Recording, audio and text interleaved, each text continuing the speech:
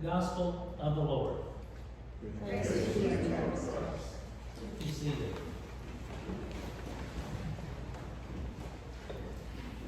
Well, I already knew that Dale was really smart, but I didn't know he was clairvoyant. And he started with the New Testament reading today. He must have known I was going to preach on the New Testament reading today. So thanks for catching that Holy Spirit and grabbing onto it. We'll go from there.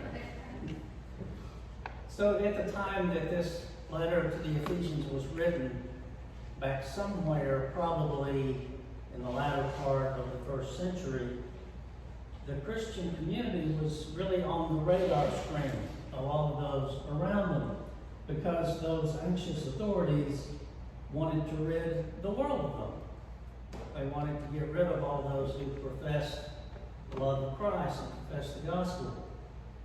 Paul, to whom the letter is often attributed, had in fact been beaten and arrested many, many times, shipwrecked, left for dead, put in prison on numerous occasions.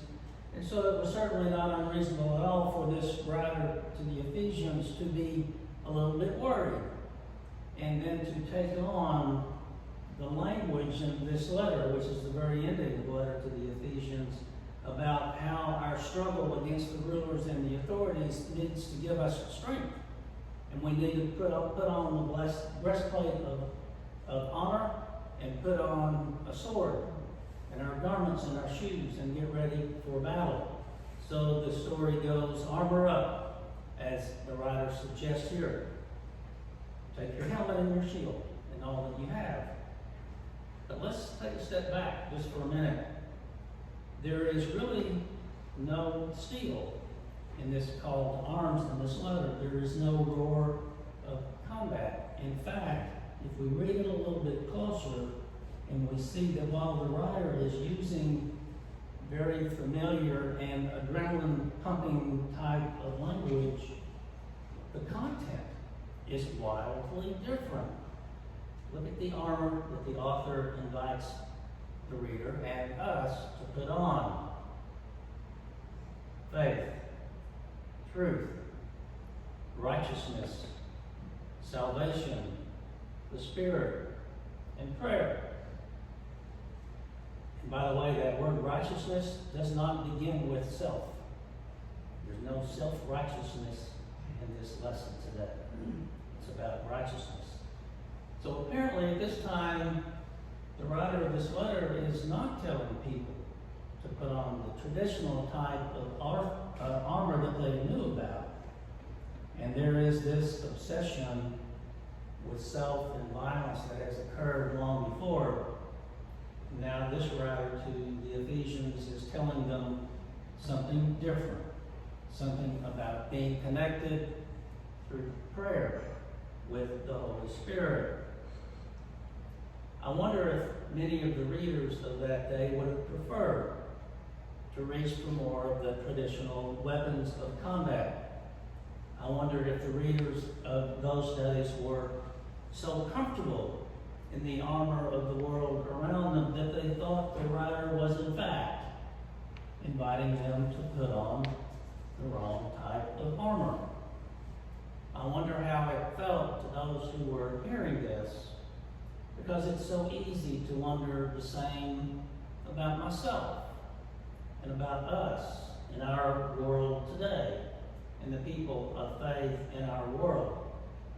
When I think now about all the conflicts surrounding us in this world, global conflicts, atrocities, racial conflicts or inadequacies in some churches and some parishes, and all of those interpersonal conflicts that even come, yes, to our own families from time to time. So as I'm thinking about those, I marvel at a couple of things. First is this, how we assume that all of our conflicts are horizontal, battling it out with people just like us, or people of opinions that differ from ours. And also how quickly we can put down the armor of faith and the armor of prayer as if it were nothing but hopeless. And I'm amazed at how quickly we turn instead to distrust and bullying and blaming and manipulating and violence. When this passage tells us there's something else with which we can equip ourselves. Any literal invitation to reject the armor of the world and put on the armor of faith almost offends us, because we think to ourselves, we can't do that. What will that leave of us? Who is out to annihilate us? Who is out to get us? Those who were following Jesus were certainly offended. And you can see it because some of them walked away from him when he offered them nothing but a little bite of flesh and drop of blood. A little bite of flesh and drop of blood. What good would that do anyone? But Jesus says, those who eat my flesh and drink my blood abide in me, and I in them. He says this even at the height of the conflict around him, when others were closing in to kill him, when those who were of the more rabid persuasion of the Jewish faith at that time wanted to kill him, when the Roman army wanted to kill him. I suppose that all of those people were so caught up in the conflicts of the day that they really couldn't even hear his words.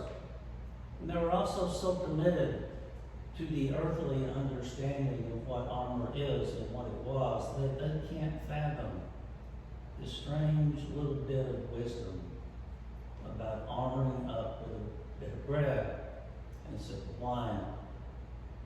Those very close to him, however, they were truly perplexed. They said it wasn't easy, but to whom else can we turn? The answer was standing right in front of them. So in the face of all of the spiritual forces that repel us these days, we arm people with that bread and with that wine that is somehow for us the actual body and blood of Christ. And it calls us to consider that perhaps we've been wearing the wrong armor all along. That armor of distrust, that armor of hatred and violence that hangs over all of us. And in short, it's impossible to proclaim the love of Christ with a sword in our hand. So you might ask, how does this work? It sounds so undoable. It sounds like this is impossible. Why are you telling this to us now? How on earth can truth and faith save us? How do we know it will work? Actually, we don't, do we? We don't know how long it will take to work. But what I do know is that the traditional weapons of conflict have done us no good. We can only look, and need only look, to the last 20 years in Afghanistan to find at least a part of the answer. Now, don't run away from here and tell everybody that Father Mike's preaching politics, because he's not. This is not about George Bush or Barack Obama or Joe Biden or even Donald Trump. This is about us. This is about what we resort to in times of trouble, and in times of fear, and in times of anger. And we only need to look around us and see the impact of all of those things. And sometimes it's difficult to look just around us and say we can put on the armor of faith, and the armor of prayer, and the armor of righteousness, and bring about a different result. Since we know this, what is there to lose by putting down the ill-fitting armor of this world and putting on that breastplate of righteousness that we've been told so often about. Take up the whole armor of God so that you may be able to withstand on that evil day, and having done everything, to stand firm.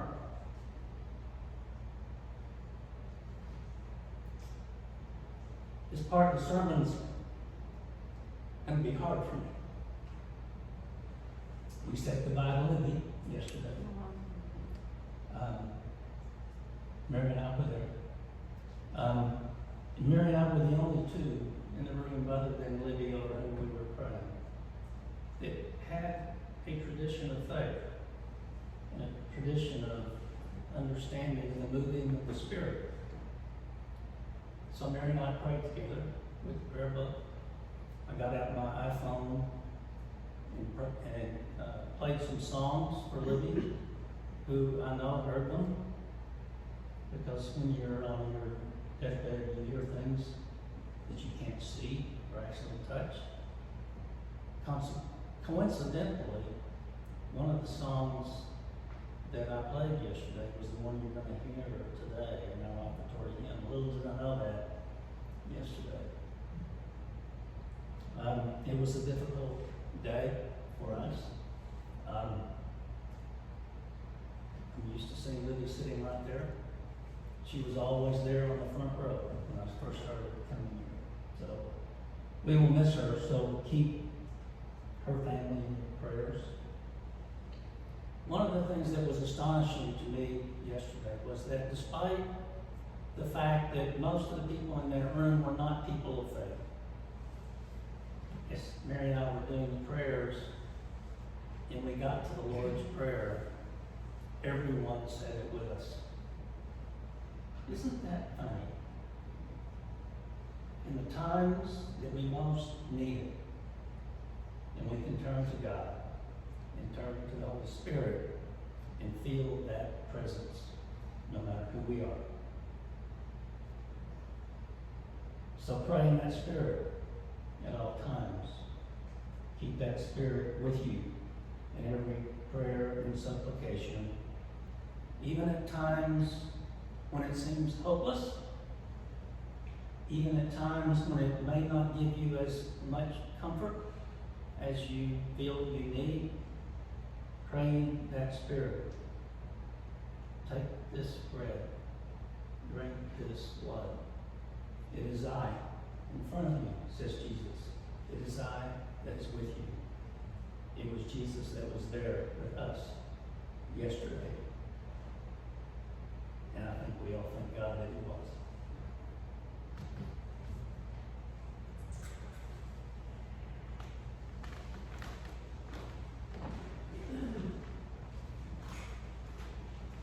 Let us stand and affirm our faith in the words of Nicene Creed.